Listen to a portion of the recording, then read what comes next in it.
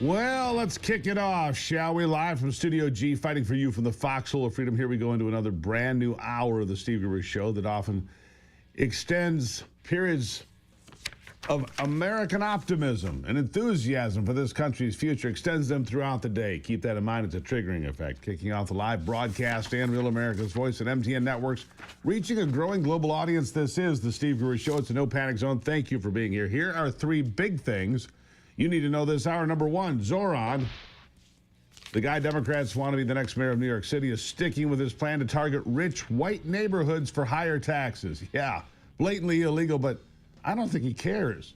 Number two, Elon Musk says there's only one political party in America, the Porky Pig Party, because all anyone wants to do is spend, spend, spend, no matter what the promises were. They all lied, he says, and it's time for something new, the American Party. What does that mean? We'll talk about it. And number three, the Supreme Court has finally and mercifully put an end to nationwide injunctions imposed by random federal district judges around the country. And I want to talk more about that today. Big wins last week. And this is a victory for common sense, for the rule of law, and for the America First agenda that President Trump has been fighting tooth and nail to deliver to you. Here are just some of the policies that will now be able to move forward. Listen to this. So thanks to this decision, we can now promptly file to proceed with these numerous policies and those that have been wrongly enjoined on a nationwide basis, including birthright citizenship, ending sanctuary city funding, suspending refugee resettlement, freezing unnecessary funding, stopping federal taxpayers from paying for transgender surgeries, and numerous other priorities of the American people. We have so many of them. I have a whole list. I'm not going to bore you, and I'm going to have Pam get up and say a few words, but there's really, she can talk as long as she wants because this is a very important decision. This is a decision that covers a tremendous amount of territory. Yeah. For far too long, lower district courts, federal district court, those with activist judges with no respect for the will of the people, you, have been throwing wrenches into the gears of progress with these nationwide injunctions. It's not the way it was supposed to work. One judge from a liberal state like California or D.C. could single-handedly stop President Trump's bold policies, policies that nearly 78 million Americans voted for, many people like you. Whether it was securing the borders, cutting through bureaucratic red tape, or protecting our economy from globalist nonsense, these unelected judges thought they could play God and stop the Trump train dead in its tracks, and it worked. There were 5 district courts specifically that issued 35 out of 40 nationwide injunctions that have been imposed against the president since the start of this administration, his second. There were 64 injunctions during his first, 64. Well, not anymore. These judges weren't interpreting the law. They were making it up as they went along, hamstringing Trump's agenda at every turn. Now the Supreme Court has changed the game by ordering lower courts to stay in their lane. No more playing emperor from the bench. No more halting policies that affect 330 million Americans just because you've got a gavel and a grudge. This ruling reaffirms that district courts are supposed to handle local disputes, not rewrite national policy. It's a win for the Constitution and for the millions of us who want our elected leaders, not unelected judges, calling the shots. Even liberal justices used to agree with this. They did at one time believe this themselves. Listen. Friday was a great day for Donald Trump. The market ended at all-time highs. He's breaking peace agreements in the Oval Office on Friday afternoon, and then the court really clears the way for him to enact the agenda on which he ran. I was trying to sort out my feelings on this matter, and I came up with a quote from a very smart lawyer, and I just want to quote it because I think she was right when she said it. It just can't be right that one district judge can stop a nationwide policy in its tracks. Justice Elena Kagan in 2022 said that, of course, when we had a Democratic president. Now, she voted against the decision on Friday. Just goes to show you that some of these folks really are hacks. But as you correctly said, this has been the bane of existence of presidents, and I'm glad they went ahead and fixed it, because it's not right that one of these individual district court judges can act like a king or a monarch and stop the elected president from acting. Yeah. But of course, the left isn't going down without a fight. Justice Ketanji Brown Jackson, her dissent proves that the liberal judiciary doesn't care about anything other than partisan ideology. Using language normally reserved for a casual social media post, she wrote, quote, "Courts must have the power to order everyone, including the executive, to follow the law, full stop." But that's not what's at question here. It's whether the lowest bar of the judiciary, a local federal district court judge, can impede national policy meant for millions of people. Justice Amy Coney Barrett, God bless her for once, wasn't having it. In her rebuttal, she dismantles Jackson's argument with surgical precision. She argues that these injunctions create chaos, not clarity, by forcing national policy to grind to a halt while cases slog through the courts, and reminds us that judges and justices are supposed to interpret the law, not make it up. And not only that, she basically says Justice Jackson's dissent is too stupid to even engage with. Writing this, "We will not dwell on Justice Jackson's argument, which is at odds with more than 2 centuries worth of precedent, not to mention the Constitution itself. Justice Jackson decries an imperial executive while embracing an imperial judiciary." The specific case in question was that of birthright citizenship. Was the 14th Amendment meant for the children of illegal aliens? I'll let White House Chief of Staff Stephen Miller explain this portion. Here he is. After the Civil War, Congress and America came together to ensure freedom for the children of slaves. Not the children of illegal aliens, the children of slaves. If you go to the UN today, the United Nations, you have diplomats from all over the world. None of their babies become automatic American citizens. Why? Because they're subject to the jurisdiction of a foreign country. Their allegiance is to a foreign country. Their citizenship is to a foreign country. Illegal aliens are no different, in fact worse, because illegal aliens are expressly forbidden from even being on our soil. Their allegiance is to a foreign land. They're under the jurisdiction of a foreign nation. Their children are not U.S. citizens, and the Supreme Court has now cleared the way for us to restore the actual meaning of the United States Constitution and the idea that this special privilege does not belong to illegal aliens and their children. Yeah, activist judges have been exposed for being exactly that. And I thought it was worth revisiting because it is so important. The left losing its collective minds over this, completely ignoring the intent of the founding fathers, because why would they care about the values of this great nation and what it was founded on? They don't. Just like so many activist judges, they just want to throw tantrums on national television and explain to you how everybody but them are wrong. Listen. I can't believe that we are asking the question, is the 14th Amendment to the Constitution constitutional? That is what, it is crazy. And I am sorry, but people need to call, this is crazy. They're asking us not to believe our own eyes and our own ears. They're asking us to go against everything that we know to be true. This is insane. Yeah. Now, what's insane is believing that the United States is supposed to be a free-for-all for anyone but for actual Americans, actual citizens. I'll continue sorting this out as it deserves more attention. Welcome to it. It's the Steve Gruber Show.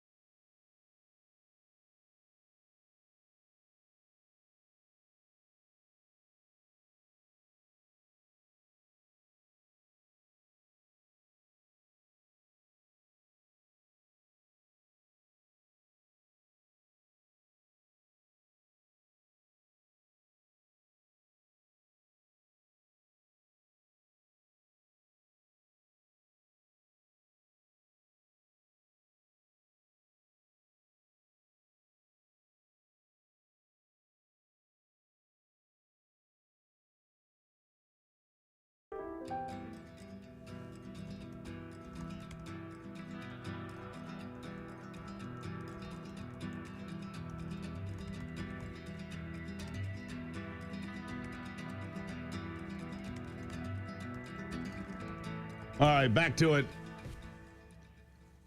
Representative Wesley Hunt, who has fast become one of my favorites, says that handling our birthright citizenship and handing it over to the people who have broken our laws to be here is watering down citizenship for those who have earned it.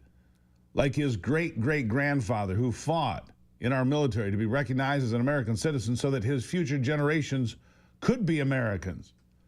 Hunt also says we need to take care of our own first. Listen to what he says here. Now, the left throws love thy neighbor in our face, and they say that we have to have open borders in order to be nice to people. Well, I ask them to tell the left, we have a bunch of neighbors right here in our country that are Americans. You see, your neighbors are the homeless veterans that you drive by to work. Our neighbors are the wayward teens running away from a bad home environment. Your neighbors are the families who just got evicted from their apartment. What do all those neighbors have in common? They're all Americans. And let's use our American tax-paying dollars to put Americans first. Newsflash, this is why President Trump is our president, because it's past due that we put the American citizen first. And once we solve our issues here, I'm a Christian. By God, let's help everybody else. But at this point, we have enough problems to fix in our own country, and this must stop. Thank you for your time. This shouldn't be controversial. It never was meant to be. The liberal media wants to paint the Trump administration as monsters by framing the discussion on undocumented babies. But Attorney General Pam Bondi reminded the media of who the real monsters are. Listen to what she says. Baby then be an enforcement priority. The violent criminals in our country are the priority now. Let me put it in perspective.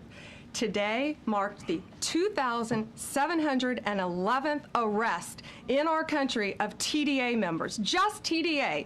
Everyone in this room agrees they are one of the most violent criminal organizations in the world. And the Biden administration let them walk into our country for the last 4 years.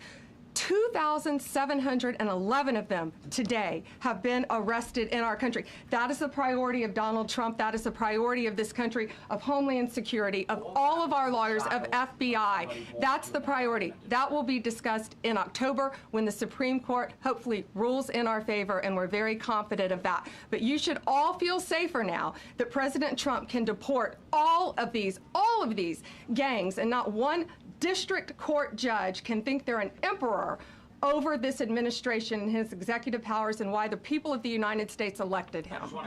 Now, like Pam Bondi said, we'll see where this actually goes in October. I'm optimistic, mildly, but I think we're going to split the baby. Pardon me for saying that, but that's what I think. People that are in the country legally with a green card or permanent residence, their children will pass this. But those that are in the country illegally, I don't see how that can possibly stand. I'm taking this ruling on nationwide injunctions as a win first. The left predictably call it an attack on justice or democracy, but what they really mean is it's an attack on their ability to control the narrative and destroy America. They've relied on these injunctions to block the Trump agenda because they know they can't win in the court of public opinion. Well, tough. The Supreme Court just leveled the playing field. This ruling means President Trump or any future American First leader can govern without being kneecapped by a single activist judge in D.C. or San Francisco or wherever. It means policies can be implemented, tested, and, if necessary, challenged through the proper channels, not just shut down by judicial decree. The Supreme Court decision is a triumph for the Constitution, for President Trump's legacy, and for every patriot who believes in the promise of this nation. The days of district courts playing dictator are over. Remember, no kings.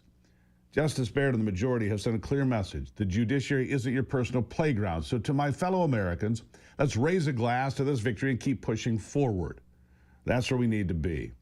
By the way, are you frustrated by the gridlock in Washington, wondering why Congress just can't seem to get anything done? Now there's a way to understand how we got here and what can be done about it. Hillsdale College presents a free online course, Congress, How It Worked and Why It Doesn't. It's taught by Hillsdale's own Dr. Kevin Porteous. Dr. Kevin Porteous is a terrific teacher. This course reveals the original purpose of Congress, how the founders designed it to work, and why today's dysfunction is no accident. You'll explore key moments in American history, as you should. We should learn more about history.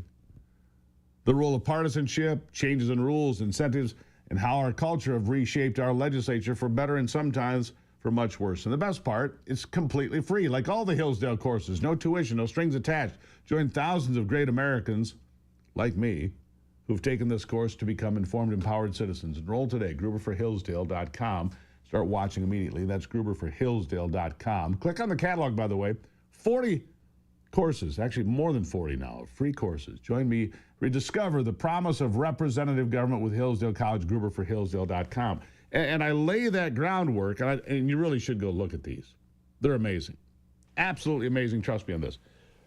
Yesterday, on a vote of 56 to 44, the United States Senate allowed 1.4 million illegal aliens to continue getting benefits from Medicaid. This country is $37 trillion in the hole and getting worse by the hour. And we couldn't find 7 Democrats who said, you know what, it's not a good idea to allow 1.5 million illegal aliens to continue to collect Medicaid that they didn't pay for, are not entitled to, and by doing so are hurting real Americans like you. How shameful. But the real problem is John Thune,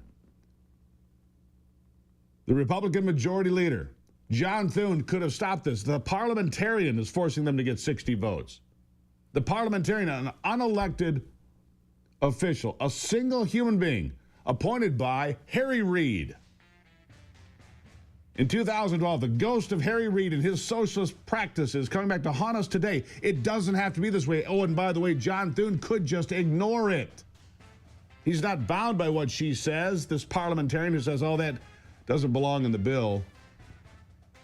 What an embarrassment. I'll take a break and be right back. It's the Steve Gruber Show. Good to have you on board.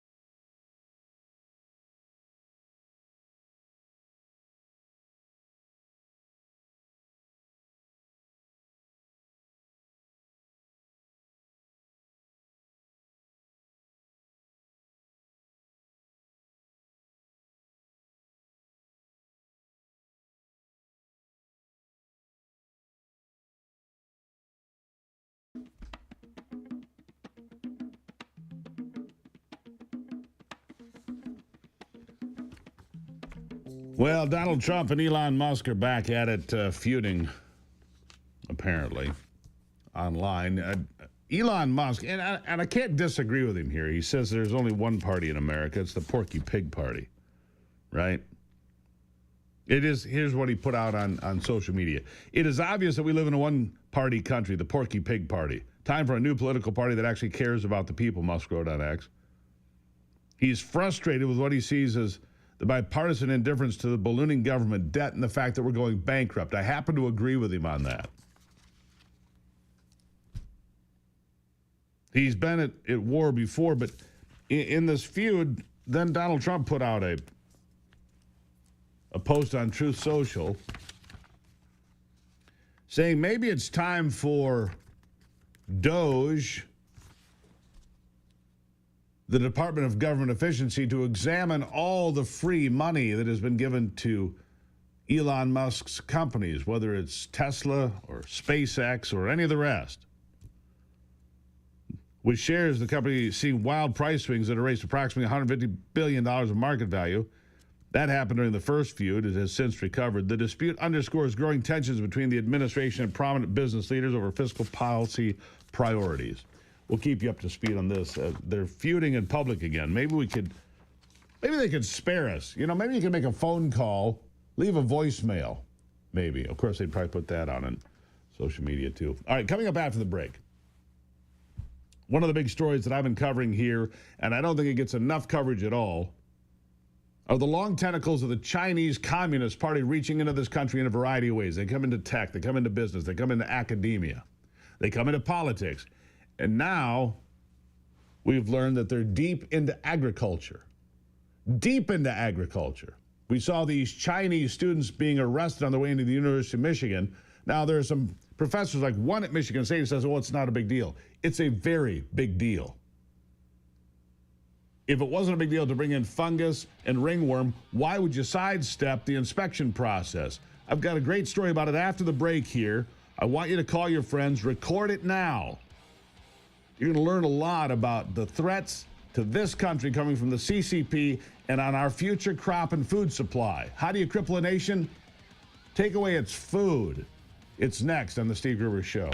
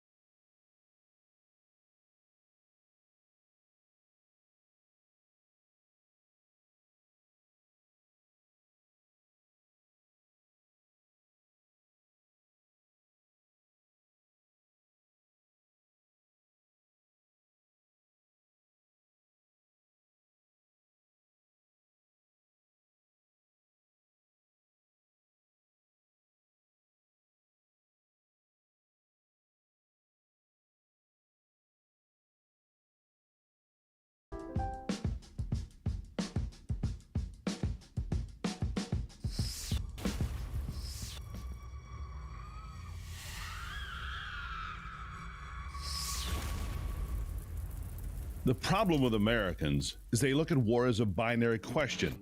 Most believe we're either at war with another country or we're not. It seems they've lost the concept of the Cold War that lasted from the waning days of World War II until the waning days of the Reagan-Bush era in 1991 and 92. Mr. Gorbachev, tear down this wall. The Chinese, however, know perfectly well they are at war with the United States, and they are executing that war every single day. They deliver attacks on high-tech targets, steal intellectual property, plant moles in the private sector, academia, and the highest levels of government.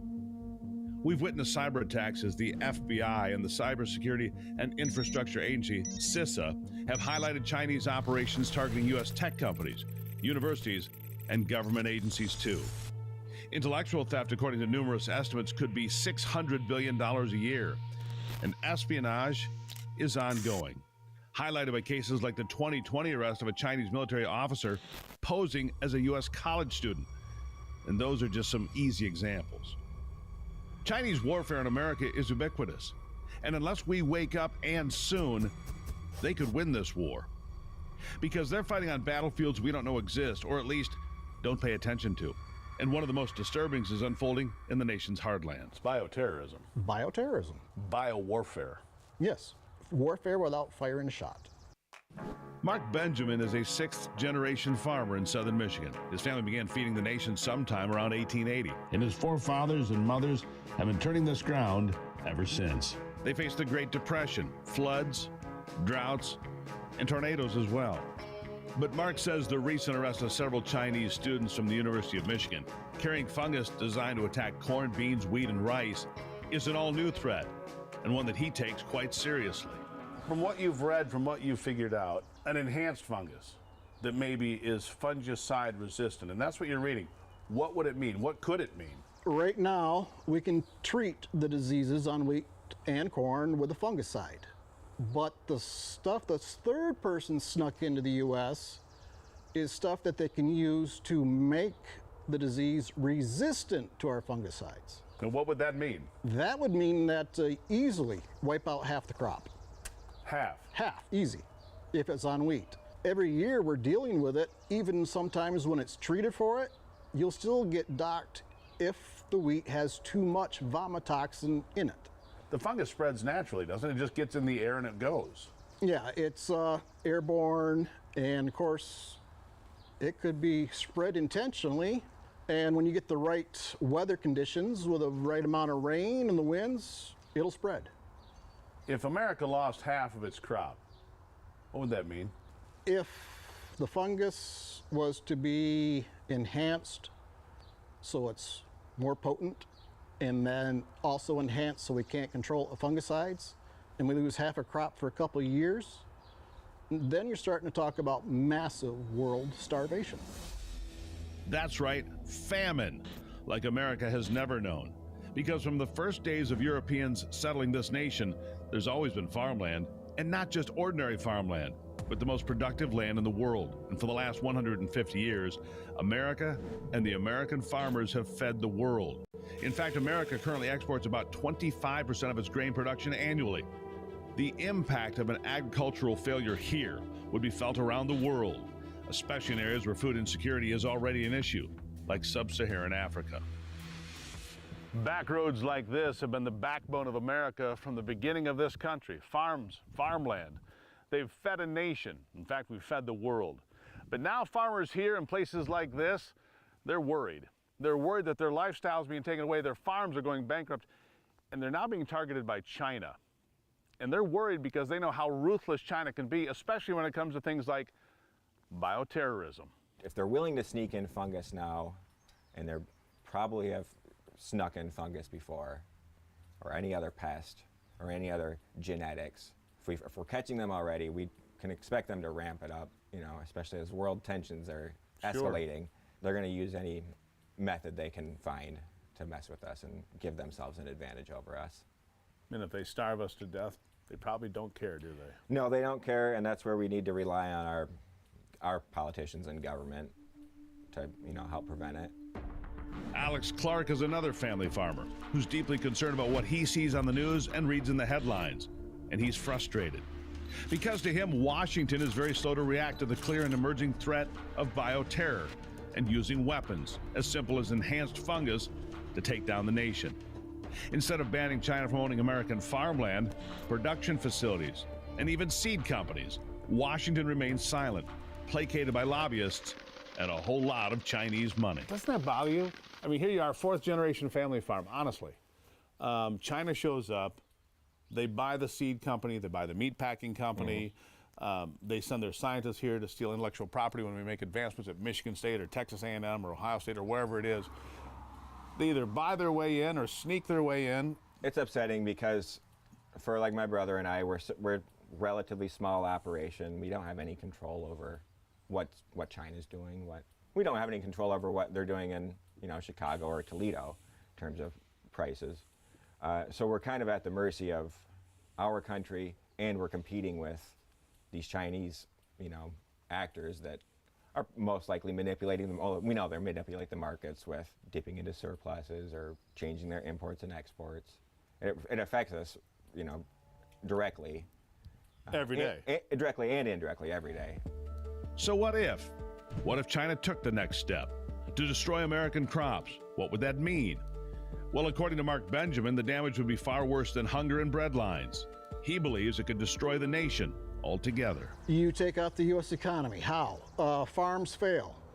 You have massive bank problems if the U.S. agriculture is hit with this. Average house in the USA, $58,000 of somebody's mortgage is just for the land the house is sitting on. You wipe out U.S. farms, land values crash.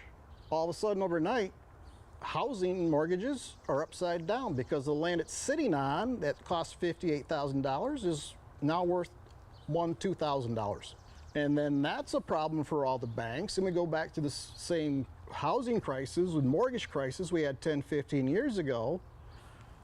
And then the U.S. is spending all its money to try to keep that afloat, and we're no longer able to invest in defense. So China brings in a fungus, creates an agricultural failure, creates a failure of farms, creates a crash in the price of land, creates a bank panic, creates a default by the federal government. Is that about right? One domino after another. Yes. So are we at war? It's pretty clear we are.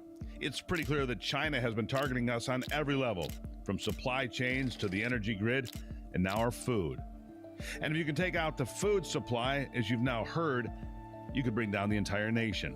Like Mark said, you could do it without firing a shot. Is it an act of war? It's an act of war, yes. So what will it take for Americans to recognize the clear and present danger that is China? And what will Washington do to protect our farms from being destroyed by pests delivered intentionally? The bottom line is this: targeting American agriculture is just another strategy in the Chinese approach of asymmetrical warfare, designed to weaken America from the inside out and do lasting damage to us economically, socially, and politically.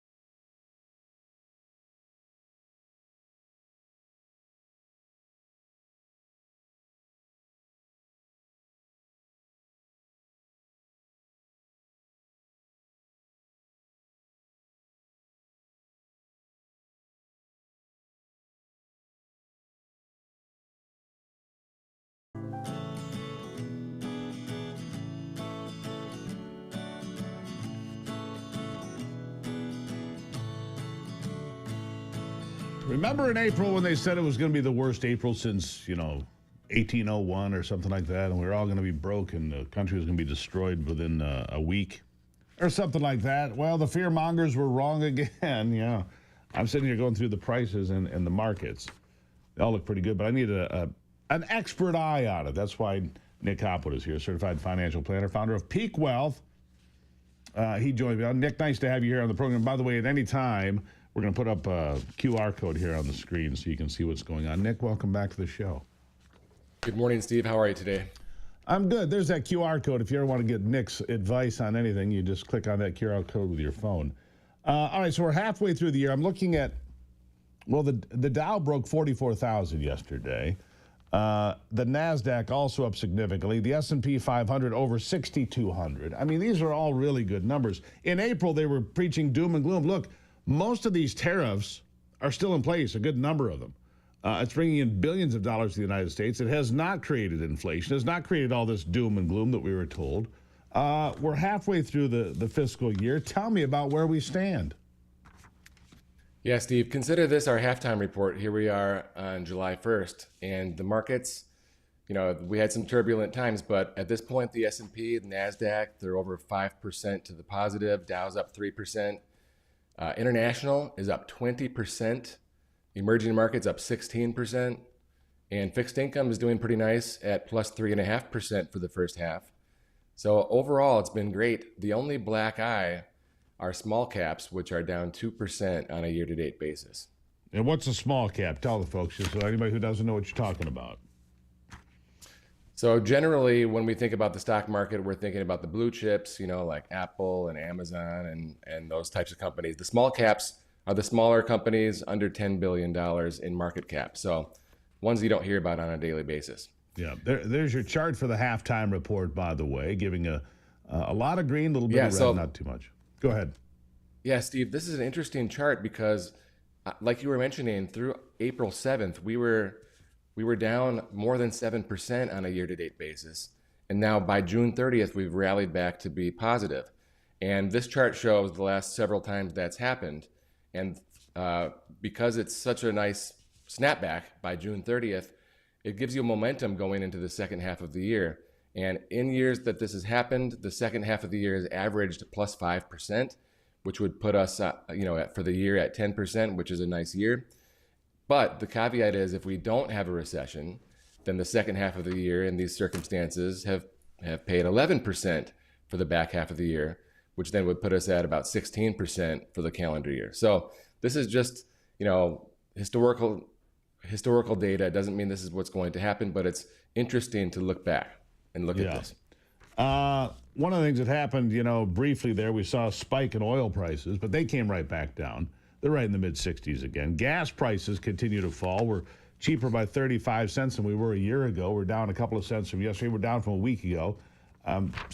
These indicators for me, as an average American driving around living this life, things look pretty good. Inflation seems pretty tame to me. Things seem to have settled down. Despite all the doom and gloom preaching, I don't see it. All right, so all-time market highs. April was 20%, 21%. April low to now plus 28%, right? That's a remarkable number that you just said. Yeah, so on April 7th, Trump tweeted, now would be a great time to buy stocks, after we had a 21% drop. And so there you have the chart. It was a nasty drop, 21%, is bear market territory. But after the Trump tweet, after the pause on tariffs, we've had a 28% rebound. So it goes to show we shouldn't be panicky. Market.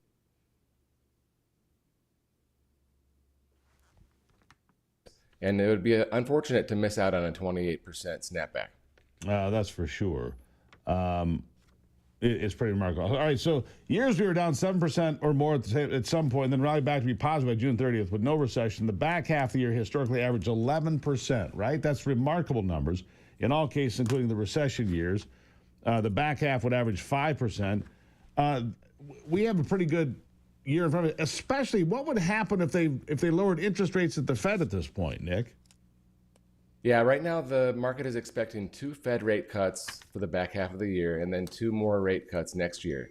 So that would be just adding fuel to the fire. The market loves it. It's like a drug for the market to have lower rates. But also, general financing, if fixed income rates drop across the board, which many would expect after a Fed cut, we can see lower rates on mortgages, car loans, et cetera, and really, help jumpstart the economy there as well. Yeah, so you feel pretty good about it then, right? You feel pretty good about where we are and where we're going from here. I do feel pretty good. What worries me is the market valuation. We're very richly valued.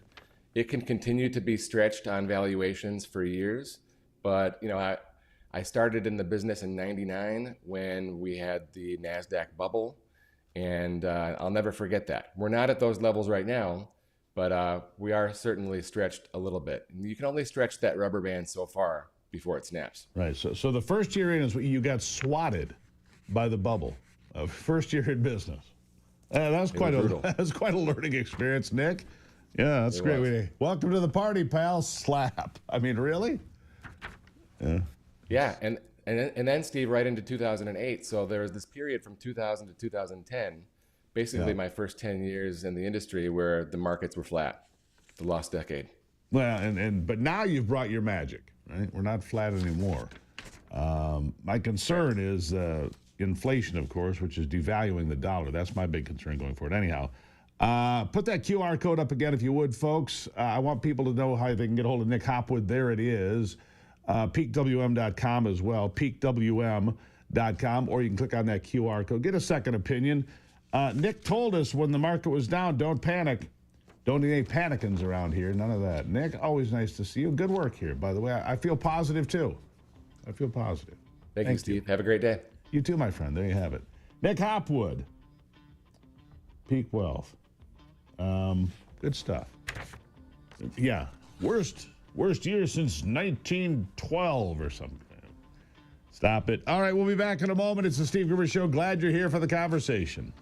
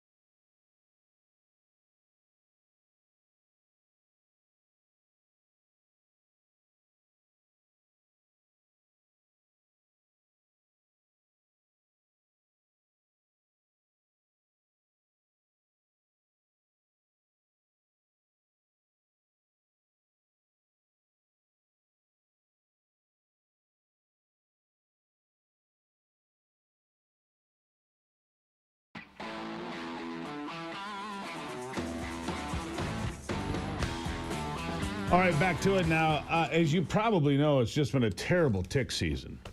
A terrible tick season.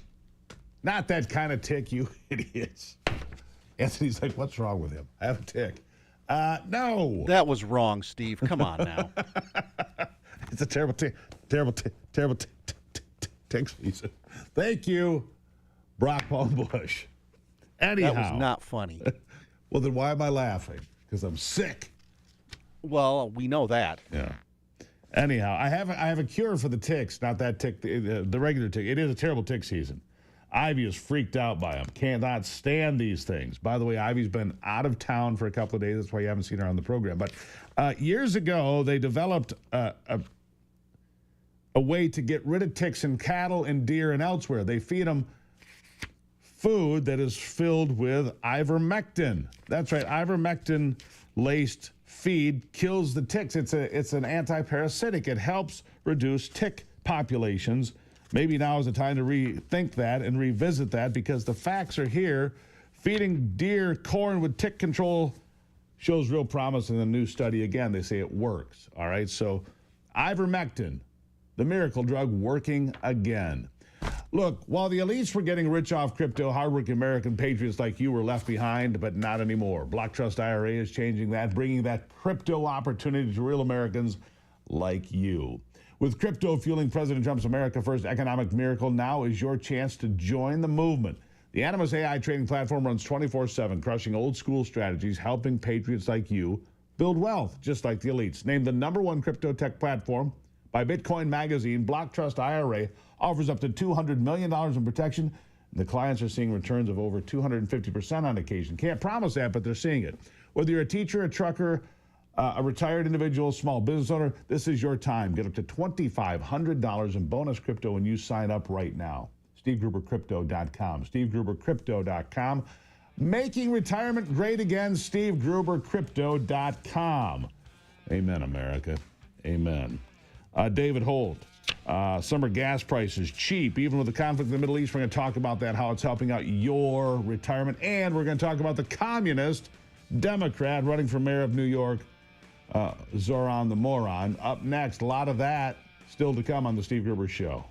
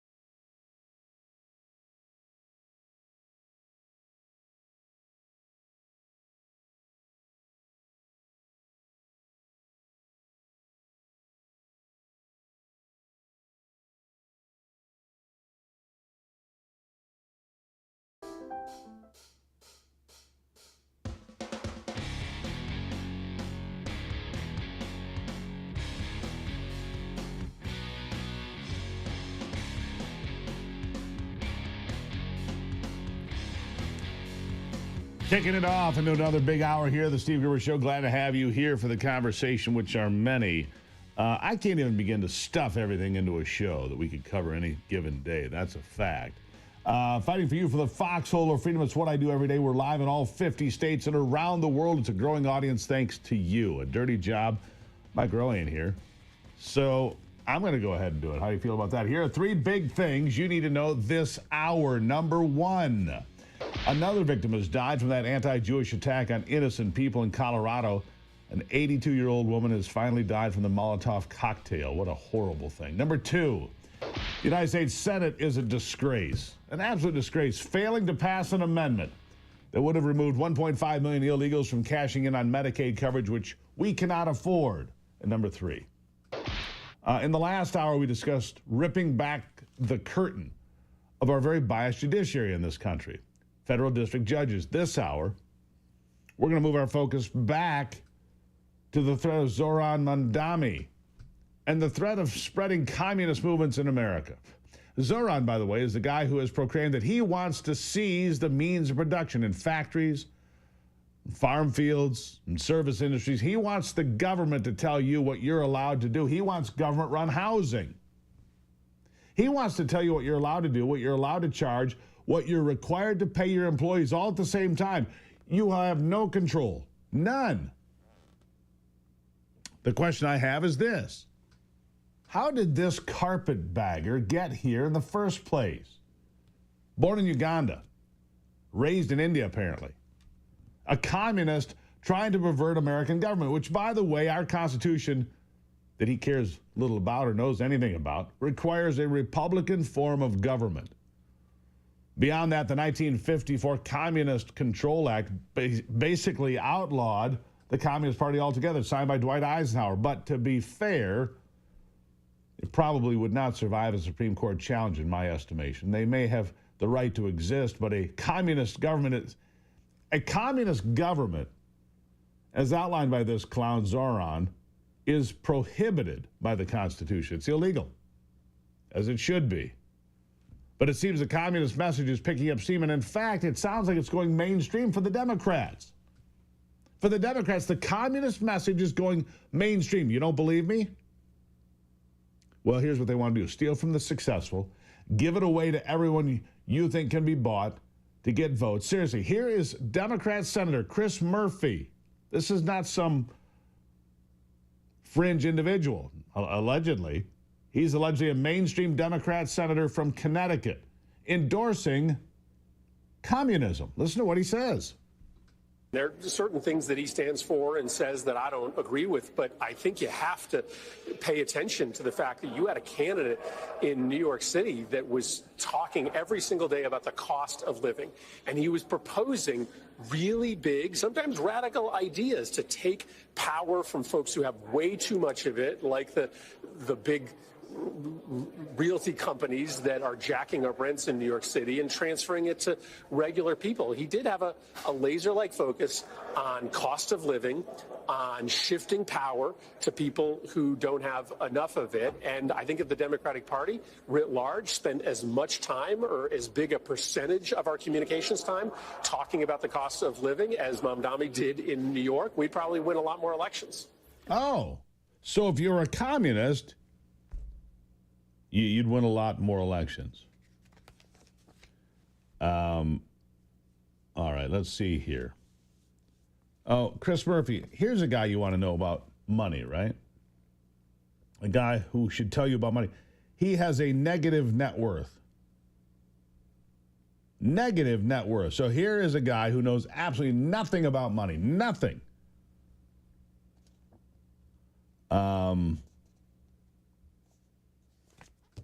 He's somewhere between $4.65 million in whole and maybe worth $500,000 on the plus side. Because he has these giant mortgages. How does a guy that's worth nothing have mortgages worth $5 million? Just a question for some friends. Anyhow, Chris Murphy endorsing communism. So the government will control where you live and build the housing, because that's gone so well in the past. Government subsidized housing goes so well, makes such nice places for people. What was that place in Chicago? Breezy Green, whatever it was called. Anyhow, let's see here. So control the grocery stores, control your health plans, control everything. This is the plan from Mondami. Take everything for you that you own. That'd be step one. Take everything you own. Step one. Here it is. What the purpose is about this entire project, it's not simply to raise class consciousness, but to win socialism. And obviously raising class consciousness is a critical part of that. But making sure that we have candidates that both understand that and are willing to put that forward at every which moment that they have, at every which opportunity that they're given.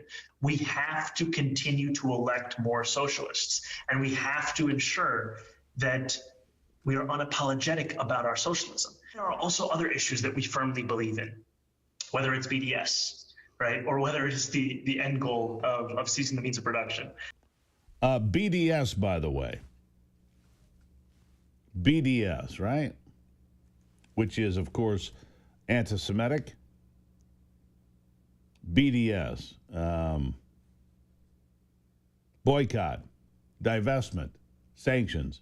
That's what it is. It's a campaign that aims to destroy Israel. BDS. No investment in Israel. Divestment, sanctions, boycott Israel. It's an anti-Semitic attack on the Jewish state is what it is.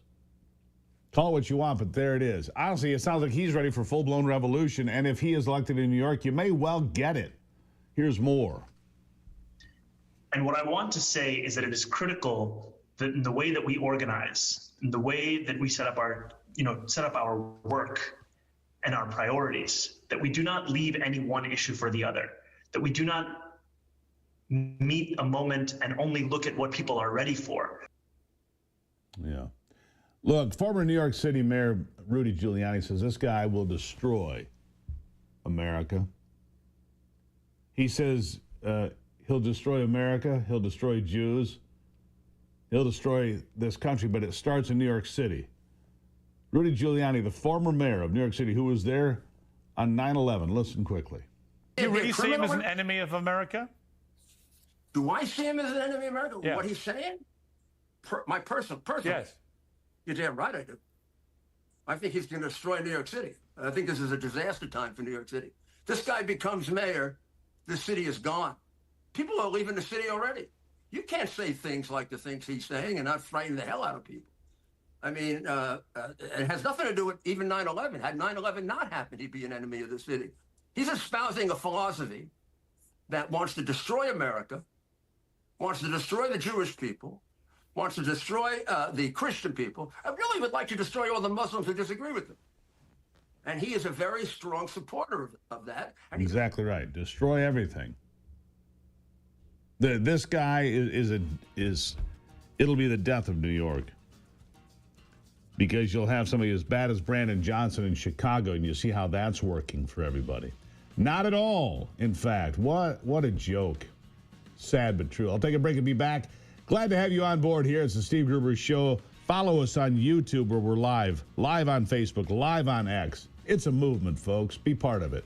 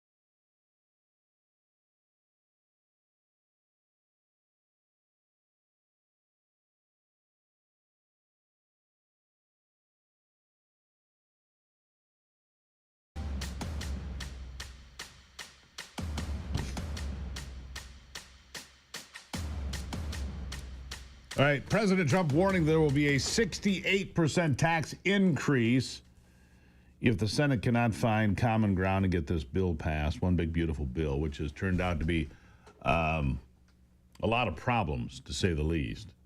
Yesterday, you had 56 senators vote to remove 1.4 million illegals from getting Medicaid benefits. 44, however, voted against that, which means it needed 60 votes. They needed 60 votes to remove 1.5 million illegals from getting Medicaid. They couldn't get themselves to do it. Remarkable. But joining me now, David Holt, president of the Consumer Energy Alliance. We're going to look at energy prices. David, thank you for being here. Gas is down again. It's cheaper than it's been in a couple of weeks, right? It's getting down there. It's about 35 cents less than it was a year ago. So pretty good summer driving season kicking off. Oil prices back in the mid-60s. That's pretty good news, right? It means that gas is not going to go up despite a little flare in oil prices there. Went up 10, 12 bucks, came right back to about where it was. What do you say? You know, listen, this is a big summer drive week. Families are planning on going all over the country for the 4th of July. More money in our pocket. This is really good news. You know, when we have conflict in the Middle East, when we have uncertainty out of Washington, when we have higher demand, which we're seeing now all across the country, prices tend to go up. So this is a really good sign of kind of some regulatory reforms that President Trump and this administration has already put in place to put downward pressure on the price of gasoline, price of diesel. It's one of the first things they did when they came in office. It said, we've got to get energy prices under control because the price of everything goes up when the price of gasoline is higher. So this is really welcome news for the American driving public, and we're looking for more stable, more lower prices to come. Yeah, the national average, according to AAA this morning, 317. Yesterday it was 318. A week ago it was 322, so it's coming down. A month ago it was 314, so we're about 3 cents higher than that. But like I said, a year ago it was 3.5 a gallon, and diesel following similar patterns. Why is this? And why would, just out of curiosity, David, why would conflict in the Middle East have any impact on our gasoline prices, considering we export oil? We don't import it. Shouldn't really impact our price, but maybe I'm mistaken. Tell me. See, oil is a globally traded commodity. So if you have a conflict anywhere, if you have a supply disruption anywhere, if we have a supply disruption in the United States, the global price for oil changes. If there's a supply disruption in the Middle East, the global price of oil changes. So oil is what's called an inelastic commodity. So it's really subject to the whims and vagaries of price impacts anywhere in the globe. It can impact the price anywhere in the globe. So if you have a conflict in the Middle East, if there's a disruption in Venezuela, if there's a disruption in U.S. Production, price of oil anywhere goes up. So the markets really react to this also. So the markets tend to overreact a little bit when there's conflict in the Middle East, things like that. So when we see that, you typically see 5, 6, 10, 15 cents a gallon change in the global price of oil, which obviously changes the price of gasoline and diesel. So we have not seen that. Your point about the United States producing the number one oil producer, the number one natural gas producer now in the world, that is a really good hedge now to the whims of the global market. So the more we produce here at home, the more we can withstand anything that happens in the Middle East, things like that. So we tend to see a lower impact here in the United States than we do elsewhere. The second big thing is regulation. We've seen a lot of relaxation of redundant, unnecessary regulations that we saw in the Biden years that have already been put in place. We need to see more out of Congress to lock in some of these things. But we've already seen, and what we're seeing now is the result of really good, sound energy policy coming out of this administration that's helped put downward price of gasoline and diesel. So you're optimistic then for the balance of this year anyhow. Look, energy is one of those things that obviously drives inflation. And if energy prices are low, it's good for the American family as a whole. It's good for grocery prices because of trucking and shipping and all of these different things. Heating homes, cooling homes. If energy is more affordable, it's better for everybody. But we do have a problem with our energy grid in this country. And so even with the the energy being cheaper. I think we have some concerns more long term that we need to be focused on. Otherwise, we could get left behind, left in the dark. We don't want that to happen, do we? Absolutely. The biggest things we need to worry about from a policy perspective, because our political leaders, local, state, federal, can really impact that. Affordable energy and reliable energy. And your point about reliable energy with AI coming online, a doubling of our electricity needs in the next 15 years, according to many. We're going to need to bring a lot more electricity to the grid. We're going to need to expand the grid. We're going to add more pipeline. We're going to add more transmission lines. We need to have more what's called dispatchable, always available power, which is natural gas, which is nuclear. We're seeing a lot of discussion around coal in the big, beautiful bill now. So if this gets through the House and the Senate, we might see more opportunity for clean coal going forward. Wind and solar will be part of the grid mix, part of the energy mix, but we really need that always available power, which is largely going to be natural gas or nuclear. And we've got to get that online pretty quickly here. Yeah. What about modular nuclear? That's what I think is incredibly important for our future. Just real quick, weigh in on that for us. We got about 30 seconds. Absolutely. Small modular reactors are scalable little nuclear reactors that don't really produce any waste. They could be the size of a house and produce about a gigawatt of power, which could supply about 10,000 homes. And so this advanced technology nuclear is really what everyone's talking about now, and we're going to see more of that coming online here pretty quickly. Yeah. There you have it. Greatly appreciate you being here. David Holt, president of Consumer Energy Alliance. Thank you for sharing here today. The future looks promising, and I like that. A little encouragement. Hey, I'm optimistic this morning, Steve. I appreciate it. Yep. I feel good, too. All right. We're optimistic today. David, thank you so much. All right. Thank you. We'll take a break and be right back. It is the Steve Gruber Show.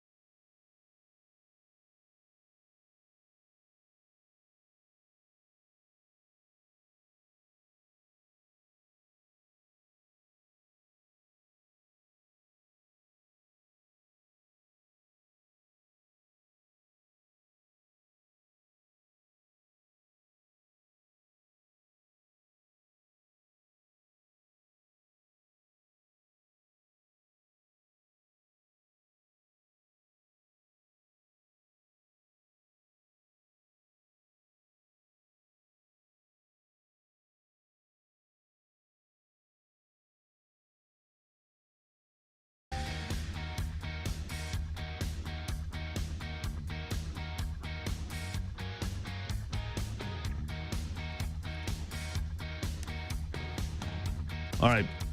If you missed this, Brian Kohberger, he's the guy who murdered all those college kids out in Idaho. He reached a plea deal yesterday, kind of a surprise to a whole bunch of folks, including the victims' families. Kohberger, who just turned 30, accused of killing Kaylee Conclaves, Madison Mogan, Zana Kernodle, and Ethan Chapin. 21, 21, 20, and 20. 4 a.m. home invasion attack, November 13, 2022. Conclave's 18-year-old sister Aubrey said she refuses to stay silent and reaffirmed her family's support for the death penalty in this case. She said she was unable to attend the family's meeting with prosecutors in person to make her case. She said what the victims' families have endured since the murders is beyond comprehension, pointing to delays and the relocation of proceedings that made it harder for loved ones to attend. She argued the justice system has placed heavy burdens on people already carrying unimaginable grief, but that they have attempted to hold on to hope. We believed in the process. We had faith in the system. But at this point, it is impossible not to acknowledge the truth. The system has failed these 4 innocent victims and their families. These are not just names or headlines. Ethan Chaplin, Kaylee Gonglaves, Madison Mogan, and Zana Kernodle were beautiful human beings who touched countless lives. They're not just the Idaho Four. They were sons, daughters, siblings, and friends, real people with real dreams. They deserve to be remembered for who they were in life, not only for the tragedy of their deaths, but before they can truly happen, they deserve justice, nothing less. She doesn't think with it. She does not think they got it at all. Doesn't think they got it. If you're trying to feel better, Exodus can get you there. Try ExodusNow.com. Exodus, biblical ingredients, plus the wisdom of modern science. Frankincense, myrrh, cumin paired with the groundbreaking benefits of molecular hydrogen designed to soothe joint and muscle discomfort, boost your energy, and reduce inflammation. You don't have to live that way anymore. Reduce chronic inflammation. You don't have to suffer anymore. Try ExodusNow.com. Try ExodusNow.com. I'll take a break and be right back.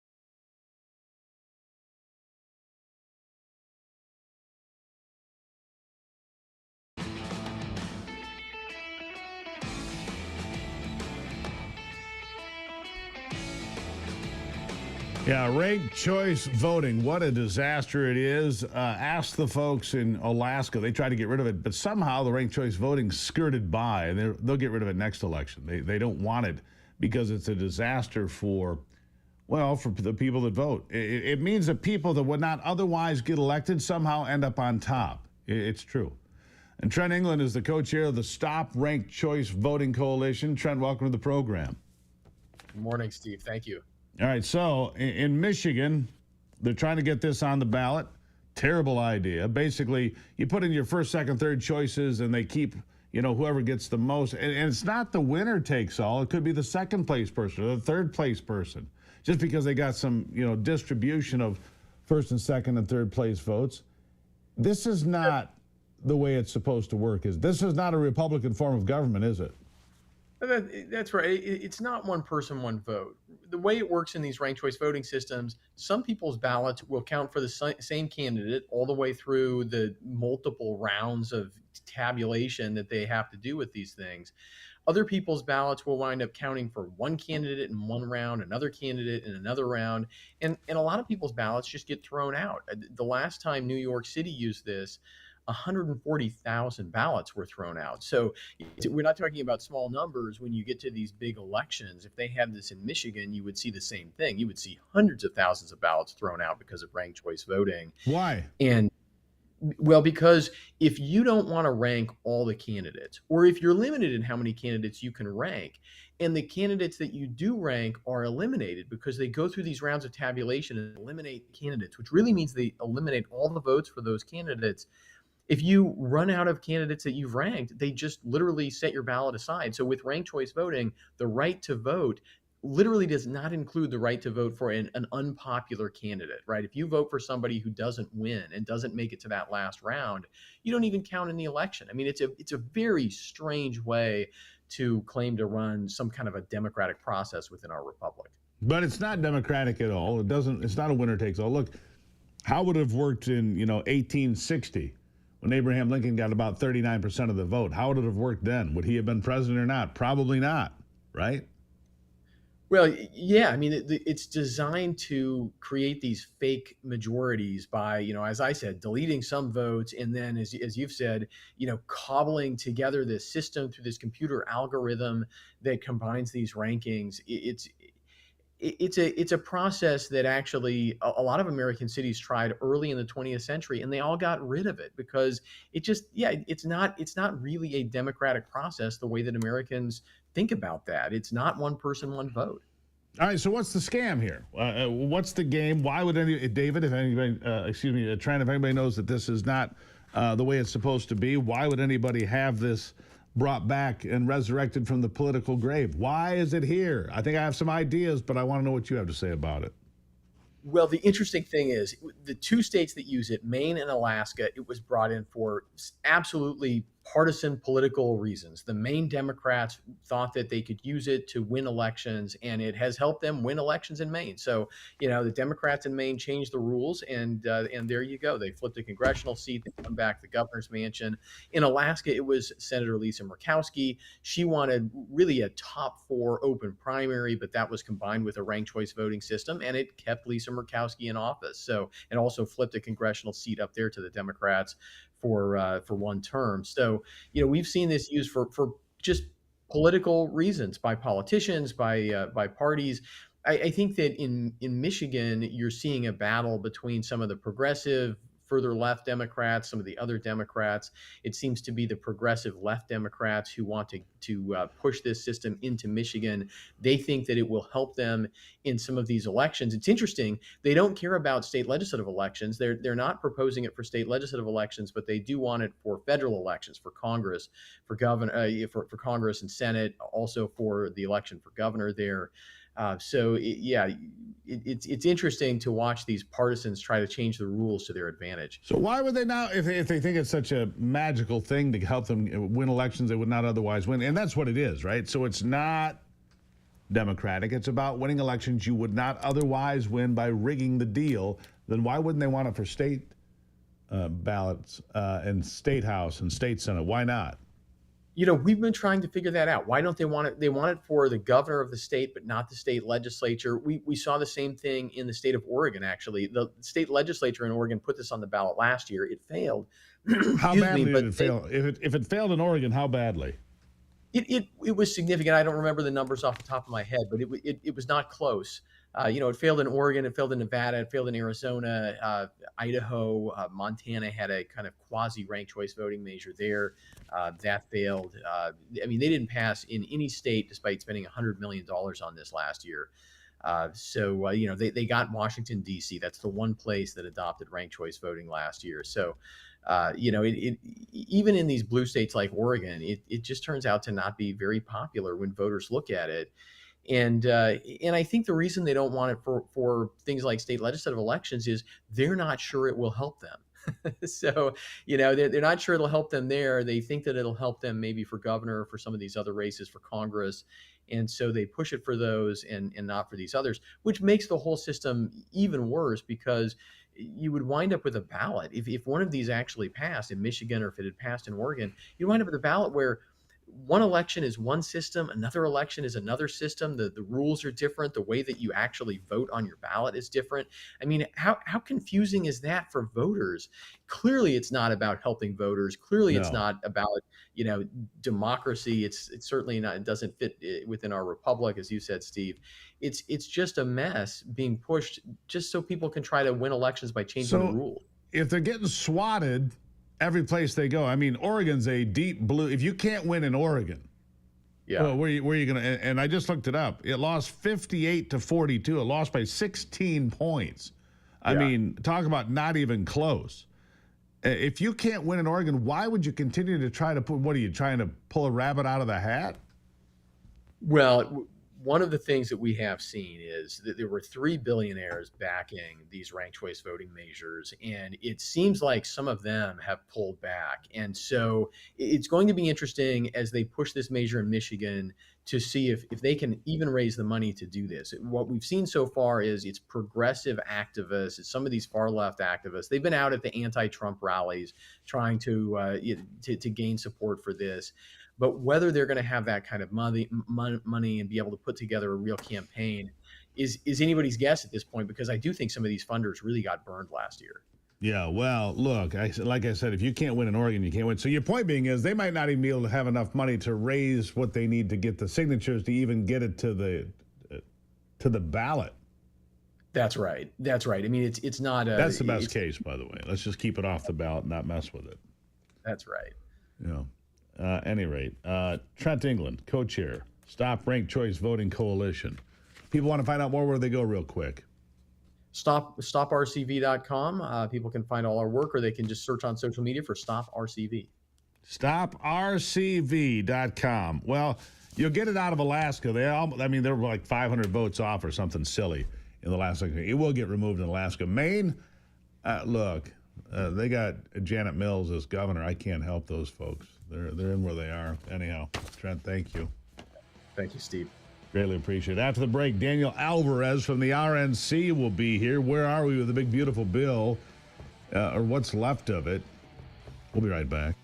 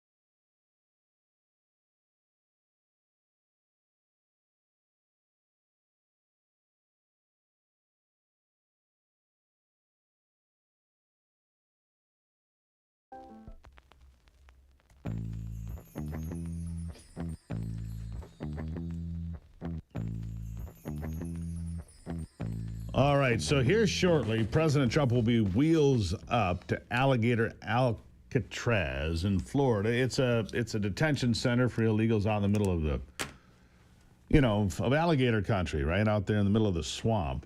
Okay, good. That's where he's on his way. He's going to go do an inspection here about 10 o'clock. Air Force One on its way to Alligator Alcatraz, I guess. In the meantime, he says we will have a 68% tax increase if the Senate fails to pass a historic bill.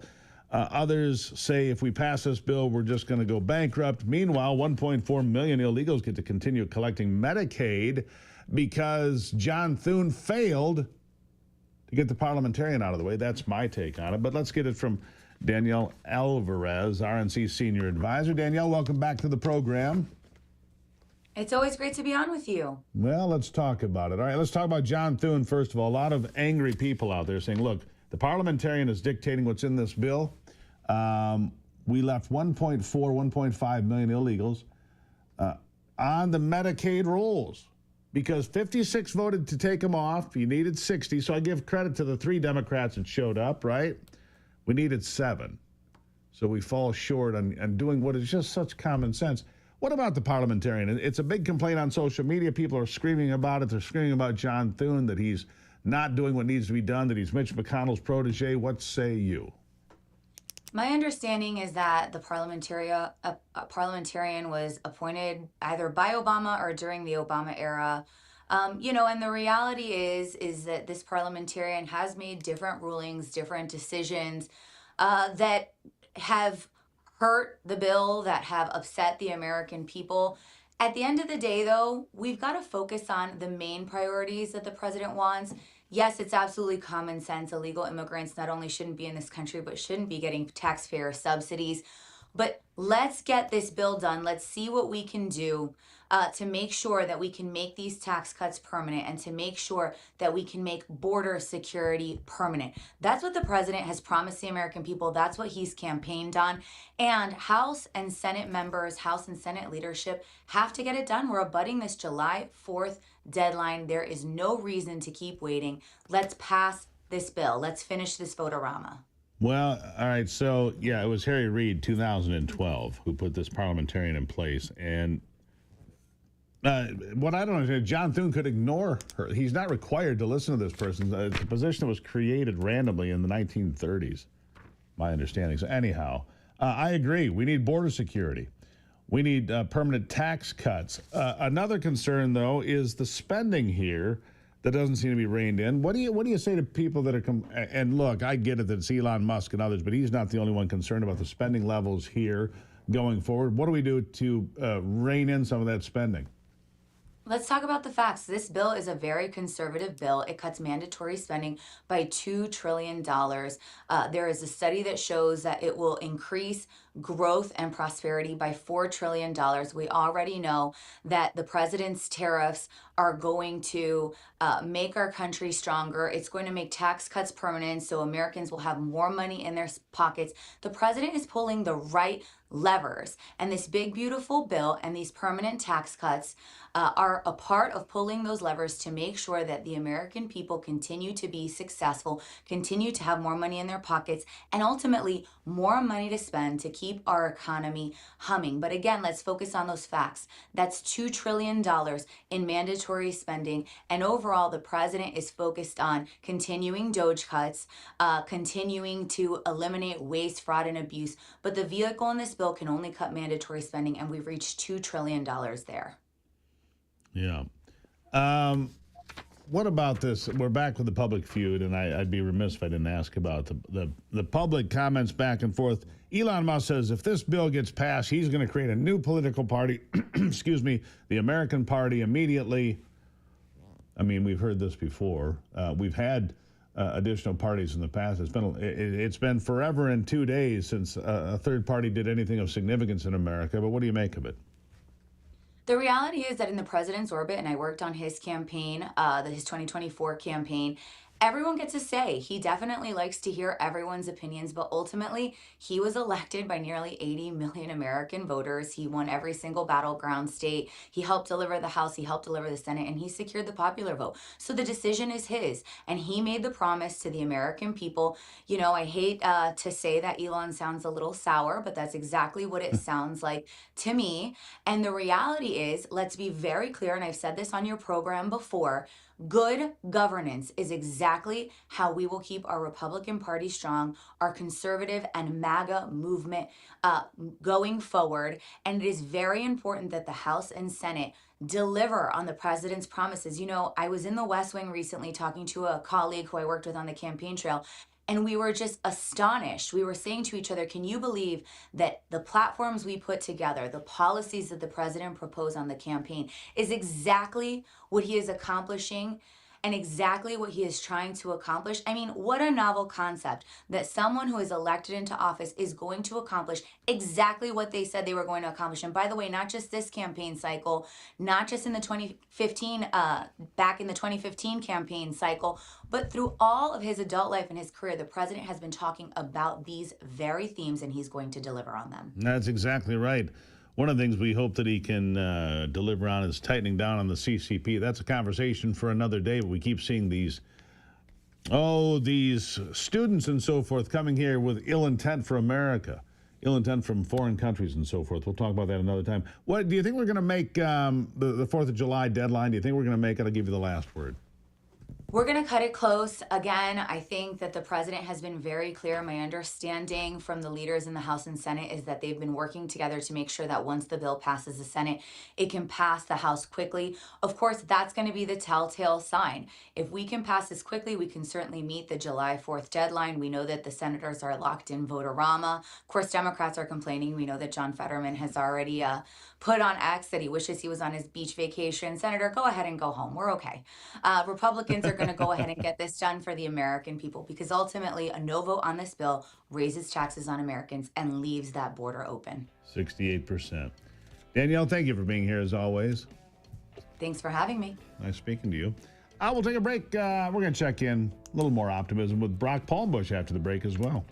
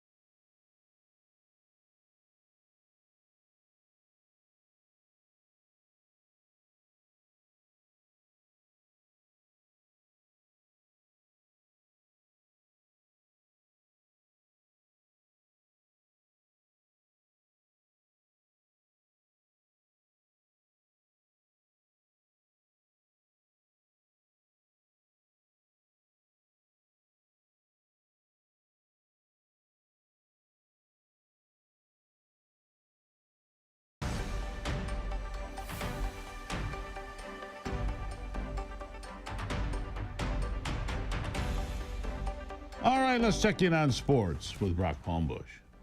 With a look at sports, I'm Brock Palmbush. The first day of NBA free agency saw the Memphis Grizzlies keep Jaren Jackson Jr. on a 5-year deal worth $240 million. The Los Angeles Clippers signed forward Brook Lopez away from Milwaukee on a 2-year deal worth $16 million. The Atlanta Hawks agreed to deals with Nickeil Alexander-Walker and Luke Kennard, and the Detroit Pistons agreed to a pair of 2-year deals with Karis LeVert and Paul Reed. NHL free agency begins today, but the Vegas Golden Knights executed a sign and trade with the Toronto Maple Leafs for forward Mitch Marner. He'll get an 8-year deal with the Knights. The Stanley Cup champion Florida Panthers are keeping Brad Marchand and Aaron Ekblad on 6- and 8-year deals respectively, and the Detroit Red Wings will keep forward Patrick Kane on a 1-year deal. And at Wimbledon, two-time defending men's champ Carlos Alcaraz struggled but won his first-round match in 5 sets. That's a look at sports. Back to you, Steve. All right, Brock, thank you for that. We've got a lot to talk about as we continue going forward. Is the bill going to make it? Well, they're taking votes currently. Votorama as they continue to work their way through. So we're getting that under control. Meanwhile, terrible story out of Colorado. I mentioned it earlier. Terrible story. An 82-year-old woman attacked in the Molotov cocktail anti-Semitism attack, the racist hate attack. Karen Diamond has died. Severe injuries from the attack. This loss deeply felt by the Boulder community and our entire state, particularly within our strong Jewish community. My heartfelt condolences go out to her friends and family. Karen was taken from us too soon, and we mourn her loss while remembering her life and the impact she had on those who loved her. Mohammed Sabri Soliman, an illegal alien from Egypt, threw Molotov cocktails on these Jewish people, murdering them. If you wonder about hate crime, you don't have to wonder here. This guy hated them because they're Jewish. Period. Paragraph. Hated because they're Jewish and no reason other. That's it. I'll take a break and be back. It's the Steve Gruber Show. Thank you for being here.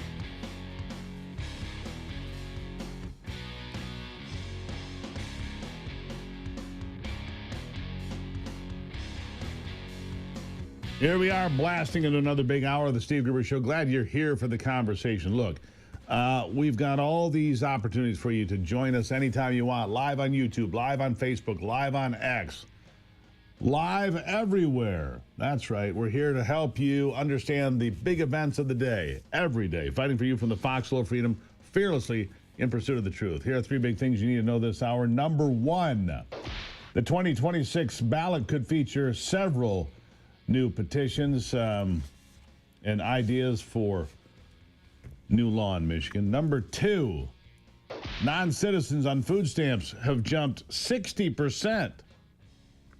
Yeah, and number three, speaking of jumping, how about a 68% tax hike? That's what Donald Trump says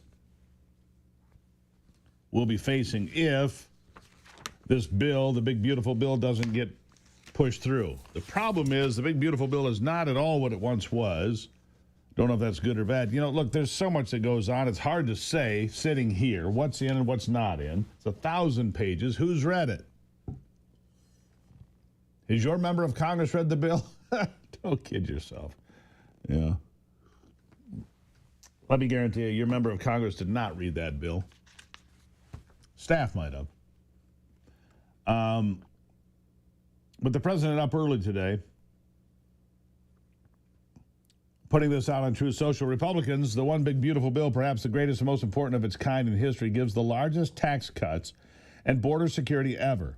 Jobs by the millions, military and vet increases, and so much more. The failure to pass means a whopping 68% tax increase, the largest in history if it doesn't pass. Currently no end in sight as Republican leaders searching for ways to find more support for the bill. Right now, they have 4 in opposition, apparently. They can't afford to lose 3. But Tom Tillis of North Carolina, Rand Paul of Kentucky have already indicated they oppose it. Tillis said he wouldn't support it and then said he would not be running for re-election. Senate Majority Leader John Thune of South Dakota said Republicans are figuring out how to get to the end game. But an end to the vote-a-rama has been predicted to come well into the middle of the night. The bill, if passed, will enact Trump's domestic tax and spending agenda that includes $4.5 trillion in tax cuts, according to the latest Congressional Budget Office analysis. The package would also roll back billions of green energy tax credits, threatening wind and solar investments, according to Democrats. Billionaire Elon Musk, not happy, who until a few weeks ago led the Department of Government Efficiency. Doge took it to social media to say it's the Porky Pig Party because it includes a provision he argued would raise the nation's debt limit by $5 trillion. Here's how Donald Trump responded to Elon Musk. If you've not heard it yet, Elon Musk, here it is, quote, Elon Musk knew long before he so strongly endorsed me for president that I was strongly against the EV mandate. It is ridiculous and was always a major part of my campaign. Electric cars are fine, but not everyone should be forced to own one. Elon may get more subsidy than any human being in history by far, and without subsidies, Elon would probably have to close up shop and head back home to South Africa. No more rocket launches, satellites, or electric car production in our country would save a fortune. Perhaps we should have Doge take a look. Hard, look at this. Money to be saved, the president wrote. The bill would also impose $1.2 trillion in cuts on Medicaid and food stamps and make sign-up eligibility more rigorous and change federal reimbursements to states. It would also provide $350 billion, that is, for border and national security to include deportations. So a lot of the bill that's good and a lot of the bill that's expensive and not good. And look, I don't disagree with Elon about the fact that we spend too damn much money. It's the easiest, most predictable failure financially in world history. We're $37 trillion in debt. There's nothing good about that. Oh, by the way, speaking of food stamps, because the Democrats are screaming, oh my God, they're taking food away from children. Well, look, the state of Michigan, for example, saw a 60% increase in the number of non-citizens getting food benefits in 2023. I bet it's only gone up since then, wouldn't you guess? That's the most recent data for the U.S. Department of Agriculture. on citizenship status of people enrolled in the Supplemental Nutrition Assistance Program, better known as SNAP. Illegal aliens are not eligible for the Supplemental Food Program. Michigan's non-citizens on SNAP increased from 20,000 in 2022 to over 32,000 in 2023. The number of non-citizen refugees in the state jumped from 8,000 in 2022 to 15,000 in 2023. The number of other non-citizens increased from 12,000 to 17,000. Oh, yeah. The cost in 2023 would have been about $151 million a year, based on the assumption that all 32,000 non-citizens received the average of about $395, but we don't know what they got. Could have been above average, more likely than not. More likely than not. Oh, and here's, speaking of all that, illegals cashing in. How about Marsha Blackburn, Senator of Tennessee? She tried to protect Americans from illegal aliens cashing in on Medicaid yesterday. But the Democrats couldn't see fit to exclude illegals from the pay window of America. Listen to this. He got hit. Millions of vulnerable Americans, including the disabled, elderly, and low-income children, depend on Medicaid for vital health care services. But waste, fraud, and abuse are pushing this program to the point of insolvency. According to one estimate, there were more than $1 trillion in improper payments over the last decade. To protect Medicaid for those who truly need it, this corruption must end, including by removing the 1.4 million illegal aliens who are currently exploiting the program. My amendment would close a loophole that allows illegal aliens to receive Medicaid coverage for up to 90 days by blocking federal taxpayer dollars from funding benefits for prospective beneficiaries until their citizenship or lawful presence is verified. I urge a yes vote on this amendment, and I ask for the yeas and nays. Yeah. 56 yeas, which means 7 Democrats needed, came up short. They got 3, not 7. 1.5 million illegals on Medicaid. 1.5 million, as if we can afford that. As if we can afford that. Speaking of your health, if you're looking to take control of your health, at the Wellness Company, we offer doctor-formulated supplements and personalized care to boost your wellness. Whether it's immune support, heart health, or just feeling your best every day, they've got you covered. Become a member today and enjoy exclusive access to expert consultations, premium products, and health content. If you're ready to start right now, and you should be, if you're ready to start, visit twc.health/Gruber, twc.health/Gruber. Use the promo code Gruber. You'll save 10%. The Wellness Company. Your health, your way. twc.health/Gruber. Get there today and order and save yourself some money as well. Let's see here. Still coming on the program in the next few minutes. Well, we'll have Alan Jernigan, manager of the Commerce, Insurance, and Economic Development Task Force at American Legislative Exchange Council. ALEC, coming up.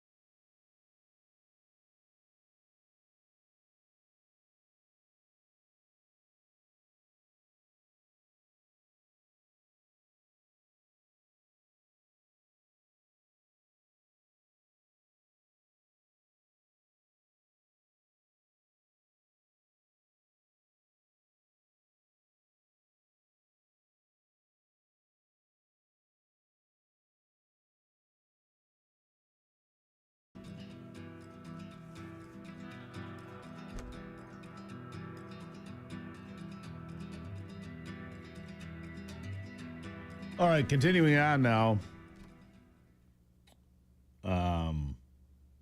Michigan's decline in worker freedom. Right to work, we are no longer, of course. First state ever to go back on right to work. Can you imagine what a legacy we leave? In order to have this job, you're required to join a union. You're required to pay dues to a group of people you don't know and maybe don't want anything to do with. And yet that's the force play from the Democrats in the state. Alan Jernigan is the manager for the Commerce, Insurance, and Economic Development Task Force at American Legislative Exchange Council. Alec, he joins me now to discuss this. Alan, thank you for being here. Thanks for having me.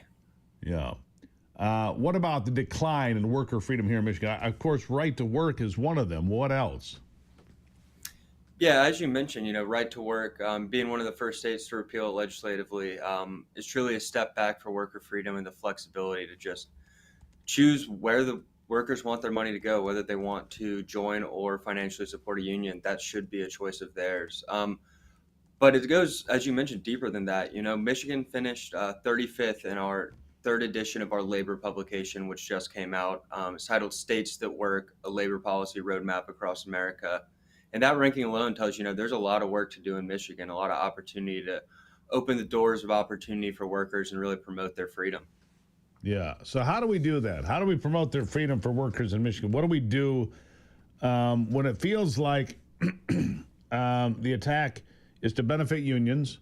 When we hear unions talk, they talk about a lot of things, but rarely they talk about worker freedom. They never talk about that. Teachers unions never talk about kids in school, for example. They always talk about their membership and other things. What do you have to say? Yeah, absolutely. I mean, there's a lot of opportunity. Through the publication, we covered 10 key ALEC model policies aimed at promoting worker freedom. And there's some kind of common sense policies in there, such as opening the doors for out-of-state workers, allowing people that have gotten licenses and gone through training and experience in another state to come in to Michigan and be able to contribute to society and the economy immediately.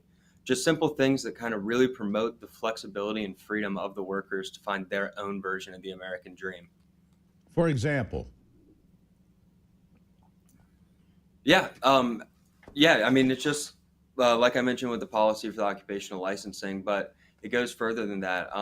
As far as unions go, some states we've seen like Georgia, Tennessee, and Alabama have taken steps to increase their secret ballot protections in unionization elections by simply saying that any company that receives a private or receives a state economic incentive must hold any unionization votes through secret ballot and protect their workers' private information to prohibit and stop intimidation. Yeah.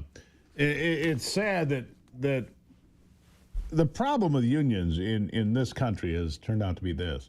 And the one I use as an example is the UAW. United Auto Workers Union in 1979 had 1.5 million members. Now it's 400,000, less than half are involved in the auto industry. The point being is unions have gotten smaller, and therefore they've gotten aggressive. Because they donate to Democratic causes, the Democrats have gotten aggressive on their behalf as well. It seems like it's a political slate to create more money into the coffers of certain politicians and not others. Not really for the benefit of the worker, not for the benefit of the middle class or the working people of America. I mean, let's be honest here. Most of the things that unions fought for, say, beginning in the 1930s and the sit-down strikes in Flint, Michigan, and elsewhere, which are working conditions, safety conditions, child labor laws, it's all been legislated out of concern. It's all been fixed. What are unions fighting for today? If all of those things have been legislated away, what are they fighting for? Yeah, I mean, they're kind of, as you mentioned, just political machines. We kind of look at it as really putting the scale from the government, putting the thumb on the scale and interfering in free markets. And rather than letting the workers and businesses negotiate for themselves and figure out what's the best for them. As you mentioned, workers who are performing well should have the opportunity to negotiate their own salary and go above and beyond. So that's really kind of the opportunities that are ahead of Michigan, especially with the workers, just really giving themselves the opportunity to fight what they think they deserve rather than having someone else do it on their behalf. Agreed. Well, what are you going to do going forward then? What's the plan forward? Absolutely. Well, I mean, the plan is just to really kind of identify opportunities to improve worker freedom. I know just recently Michigan in the Senate had a bill introduced to reinstate right to work, and I think that would be a step forward for Michigan on the worker freedom and being able to really just return that freedom of choice to the workers. Yeah. All right. Well, Alan, greatly appreciate you being here. Good conversation to have. We'll be in touch and see how this plays out. Absolutely. Thank you so much for having me. There, greatly appreciate it so much. Greatly appreciate it. All right. So, ballot initiatives coming from the state of Michigan. Michigan voters could weigh in on ranked choice voting, a millionaire tax, minimum wage policy. That's if they can get the signatures. The Board of Canvassers approved petition summaries on June 27th for 3 proposed ballot initiatives, one to bring ranked choice voting to the state and federal races. We talked about that earlier. I don't think it has much of a chance here. Oregon crushed it by 16 points, rejected it. One to impose a new 5% income tax on individuals making over $500,000. A 5% increase on taxes on people making over $500,000, which is a lot of people collectively now because of inflation, to boost school funding. It's always about school funding. How much more money do you need for schools? Oh, yeah. Republicans are pushing the money higher, too. I remember from yesterday. And another aimed at reversing state-imposed limits on raising tipped wages. Yeah. All constitutional amendments, of course. Rank Michigan Vote, Invest in Michigan Kids can now begin collecting 446,198 voter signatures required to land on the 2026 ballot. According to the Detroit News, a third group of voters to stop pay cuts needs 223. And we'll see what happens from there. Yeah. 5% income tax on individuals making over $500,000. Another tax. I'll be right back.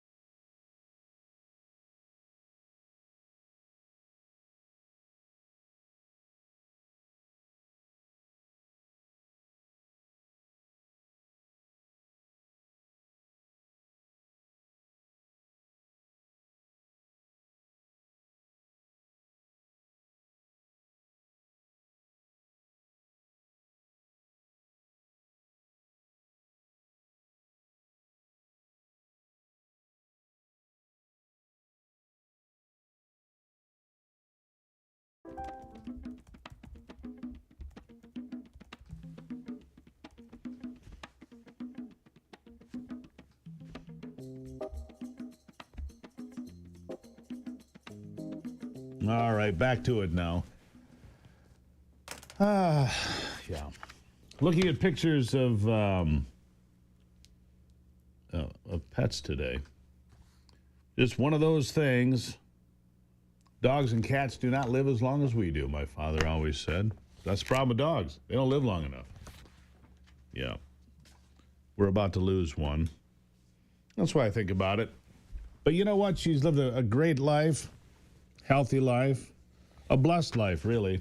You know, animals in this household get treated really well. Better than some of the people. I'll tell you that. I feel like the animals get treated better than I do some days, as you can appreciate, right? And they do. Look, some people would spend more time and more money on their pets than they would their own mother. Right or wrong? Would you spend more time on pets than you would with your own mother? Yeah, it's true. Not your mother-in-law. I didn't say that. Easy back there in the back. If you want your dogs to live their best life, which mine have and mine do, you want Great Lakes Pet Food. GreatLakesPetFood.com is the best dog food you're going to find. Made in Michigan, It is first class. A number of years ago, Ivy and I went looking for American-made dog food, and we found dog food made in West Michigan. Great Lakes Pet Food. It's real pork, real chicken, real turkey, no fillers, no garbage from China. Let me say that again. No garbage from China. GreatLakesPetFood.com. We've been using it for years. We really like it. Everybody that we turn on to GreatLakesPetFood.com really likes it. Their dogs really like it. It's healthy, man. It's good stuff. And a great company to work with. GreatLakesPetFood.com is a great company to work with. We appreciate them. And it gave Cody a very long and productive life, but I think we're about to the end of that road, sadly. Another thing that helped her out in the end, though, Patriots Relief. She took CBD oil at the end. Yeah, from PatriotsRelief.com, another great company. Made her life healthier, more enjoyable, pain-free. Yeah, that's good stuff. Patriots Relief. All these things. Back in a moment.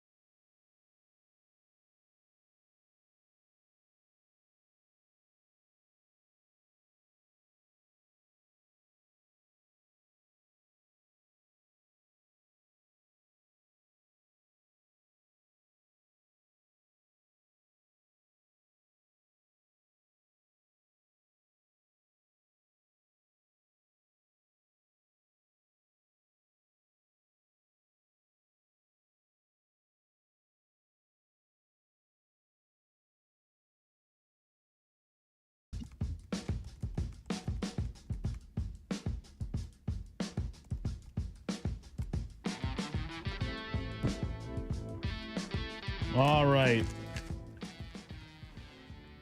Joe Aragona is here from Clinton Township. He's a Republican representing Macomb County there. He's a state representative in Michigan. And he has just introduced legislation to eliminate income tax on all minors under 18. Joe, welcome back to the program. Thanks, Steve. Good to be here. So 18 would pay taxes, 17 would not. Is that correct? Absolutely. If you can vote, yeah, you should pay taxes. But look, these kids who want to go out and get a job at 16 or 15, they want to hustle. Let them keep their taxes. Let them save up for that first car. Let them save up for something that they really want to get. Well, hold on, Joe. I appreciate your point, but how in the world are we ever going to teach these kids about the evil overreach of taxation if we don't tax them when they first get a paycheck? I mean, slap them. They got their whole lives to learn about taxes. They're going to be learning about taxes soon enough. They're going to get slapped in the face once they hit 18. They're going to learn more about taxes, I think, because they're not going to get taxed if they start working at, let's say, 16, and then all of a sudden they're going to look at their paycheck once they get to 18 and go, wait a minute, hold on a second. What is all this that's getting taken out? Why am I making less? I don't understand this. And then they're really going to understand what's going on, and they're really going to understand the value of a dollar and what it means that when the government's coming and taking things out. And I think it's going to mean a lot more to them when people are coming in and saying, oh, we got to tax a little bit more for these programs or those programs. Well, wait a minute. You're taking the money from me, though. Yeah. I think that's more to them. Well, if you're successful, though, they'll really drill you with taxes. There's a ballot initiative that apparently passed the State Board of Canvassers that will impose a new 5% income tax on anyone making over $500,000 a year, which means small businesses, these pass-through entities, would get clubbed like a baby seal. Yeah. How does that make any sense? I know it's a little bit off topic here, but good Lord, because I'm looking at that. I'm looking at the K through 12 budget where the Republicans, you guys want to throw another $2,400 on top of what we're already paying for students to bring it up to $12,000.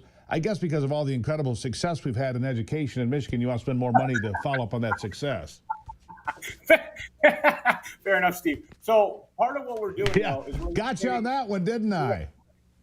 We're eliminating the categoricals is a lot of what we're doing with that $2,400, right? So let's say we have a program in the past that goes for rural busing, let's say, right? Okay, here's a pot of money for school districts, and it goes for more rural busing. I'm making this up a bit.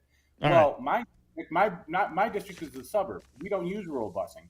So what we said is, let's get rid of all these like little pots of money that, 10 school districts over there can use that one, and 20 school districts over here can use that little pot of money, and 40 districts over here can use that pot of money. No, we're going to get rid of all of these, what they call categoricals. They're specific pots of money only for certain types of spending.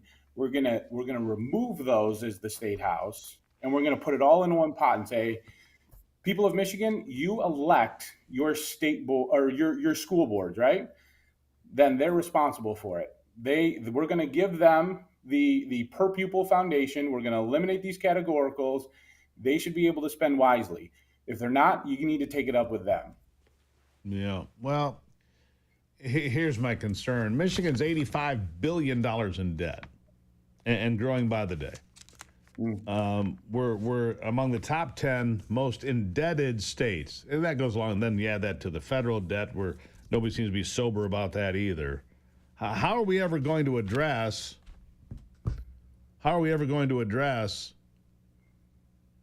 The debt in Michigan if we just keep spending? We spent $30 billion a year less 6 years ago. $30 billion a year less. Not 50 cents. $30 billion. I mean, come on, Joe. How do we just keep spending like drunken sailors? I mean, how is that going to work? Yeah, I'm with you, and that's why we're working on the House. I apologize to my Navy buddies. Go on. We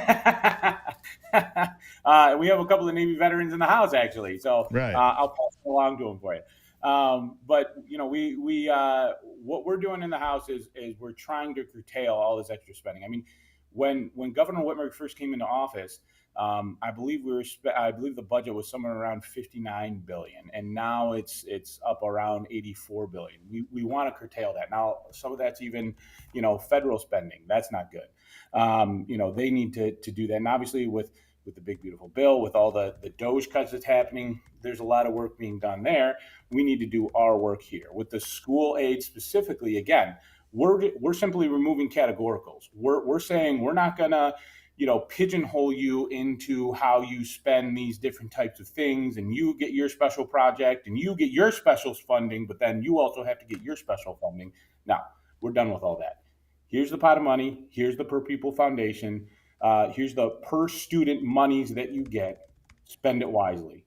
And if you don't, then we're going to need to take a second look. And hopefully the people in your district take a look at the school boards if you aren't spending it wisely and say, all right, we're going to need to maybe replace you. So that's what we're looking at specifically with the school fund. Okay, fair enough. Still don't like it. And look, Matt Hall's probably mad at me today too, because I look, we just keep spending money, throwing money at this. Look, I'm old enough to remember when they told us that the lottery was going to pay for all the education. We wouldn't need money from any other source. I'm old enough to remember that. Guess what? They lied. I don't know. I mean, to me, it's just, look, it's everything for everybody all the time. Democrats do it, Republicans do it, independents do it. It's everything for everybody all. Hey, let me buy a vote here, buy a vote there. We'll just throw money around, and it's like, oh, special interest here, special interest there. And going back to that ballot initiative, you can't tax your way out of it either. We will have our decisions. Look, they're talking about raising the tax in Michigan after we've gotten rid of right to work. Our roads suck. I don't care. Fix the damn roads. Yeah, our roads suck. Our tax policy sucks. Why would anybody want to bring a business here? Honestly. Right.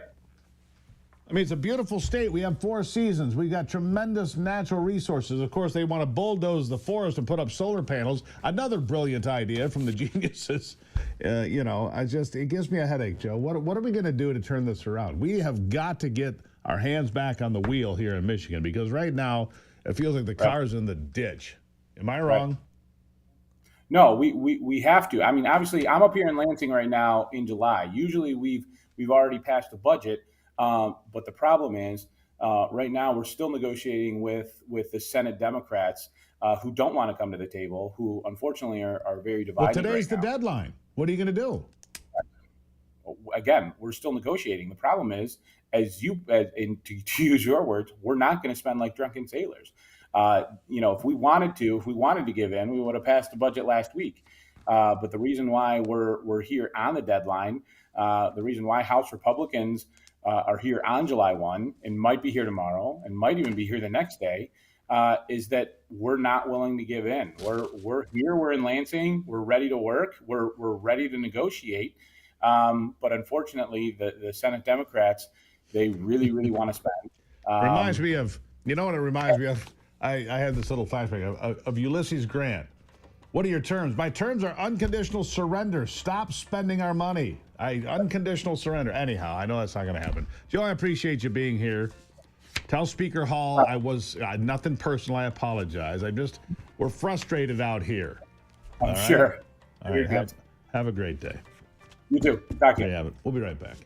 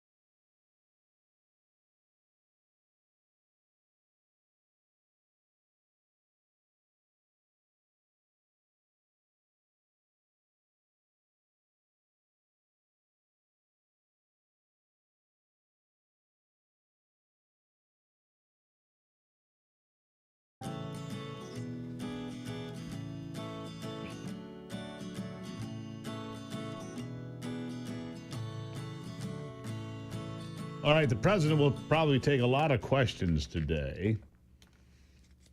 The press schedule for today, 1st of July, they have already gathered, has the press, and they should be at this hour, well on their way, I haven't seen it, but well on their way to Alligator Alcatraz in Florida.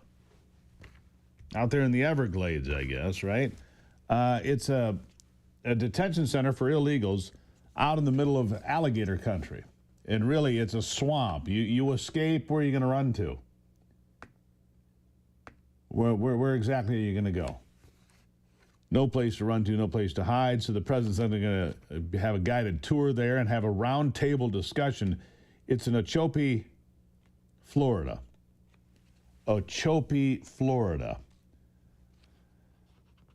So he'll be taking questions there, most likely. He'll most likely take questions when he returns to the White House as well at 2:45. He's supposed to land back on the South Lawn 2:45 and take questions there as well. So he'll have a busy day flying back and forth to Florida. And what he's doing, and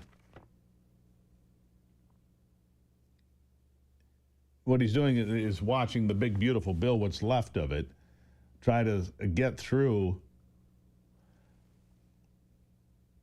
the United States Senate today. And I don't know if that's possible. Vote-a-rama's going on, a lot going on. Here's a couple of other things. The Supreme Court is going to hear Republican challenges that could shake up the United States elections, they say. The Supreme Court on Monday agreed to take up a Republican-led challenge to campaign finance restrictions, all right? Campaign finance restrictions that limit the amount of money that political parties can spend on behalf of certain candidates. It's the National Republican Senatorial Committee v. the Federal Election Commission. It was originally appealed to the court by the National Republican Senatorial Committee, the National Republican Congressional Committee, and on behalf of two Senate Republican candidates running for election at the time, among them J.D. Vance, who now, of course, is the vice president. It centers on whether federal limits on campaign spending by political parties run afoul of free speech protections under the First Amendment of the United States Constitution.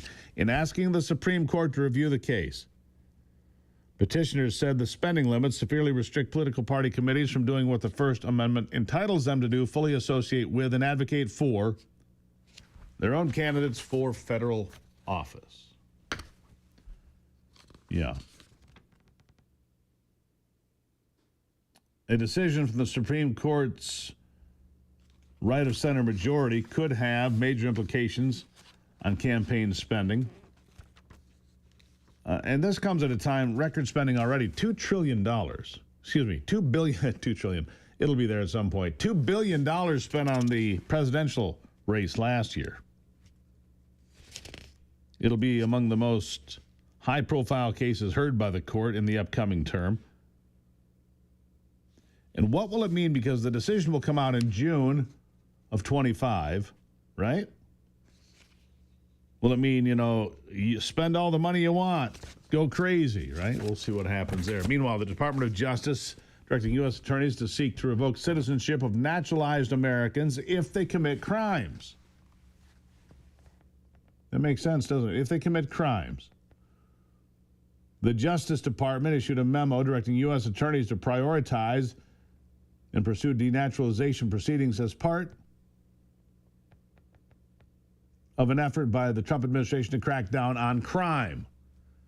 The memo from Assistant Attorney General Brett Shumate states that denaturalization cases against individuals who pose a potential danger to national security, including those with a nexus to terrorism, espionage, or the unlawful export from the United States of sensitive goods, technology, or information raising national security concerns, are one of the key priorities. The benefits of civil denaturalization include the government's ability to revoke the citizenship of individuals who engage in the commission of war crimes, extrajudicial killings, or other serious human rights abuses, to remove naturalized criminals, gang members, or indeed any individuals convicted of crimes who pose an ongoing threat to the United States, and to prevent convicted terrorists from returning to U.S. soil or traveling internationally on a U.S. passport. These are all pretty important things, aren't they?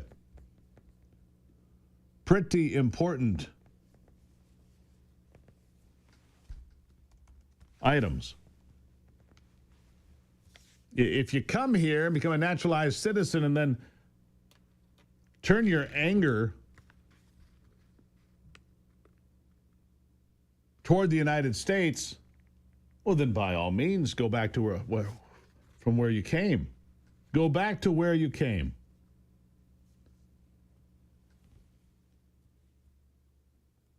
Right. It's the way it should be.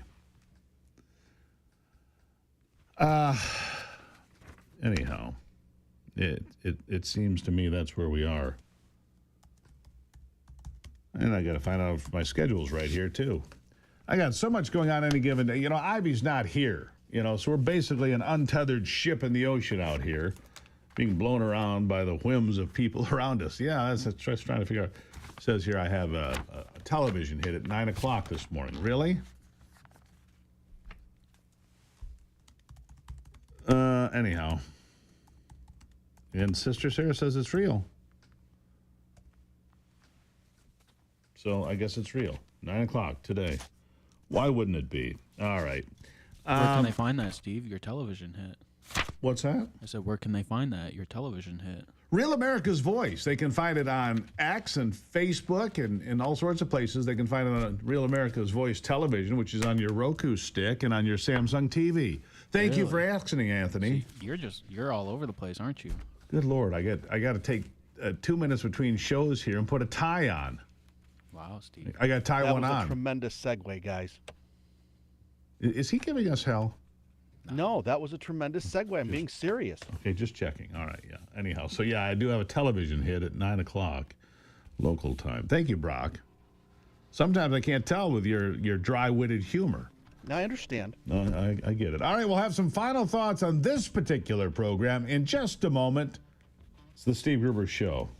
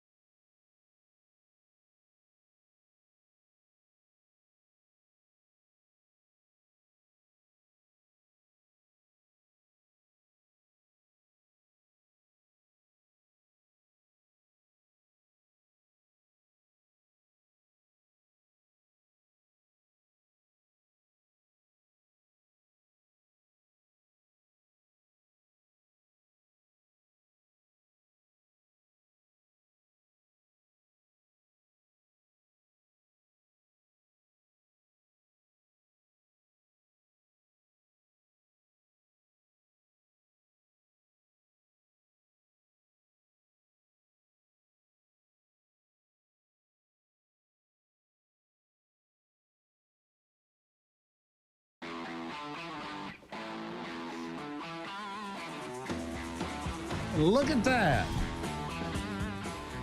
How's it look? Anthony, is it good? We good here? Oh, yeah, look at that. Yeah, it looks great. Got the tie all on, all ready for television to be a big star out there.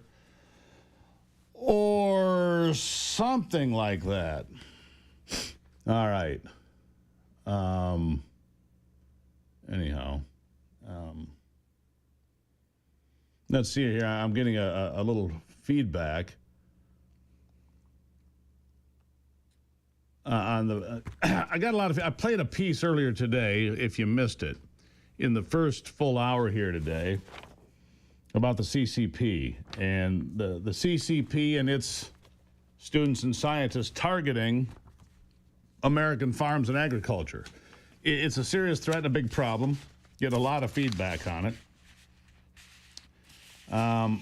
We should put that up. Can we put up that whole video on YouTube, Anthony? Yeah. We should be able to do that, right?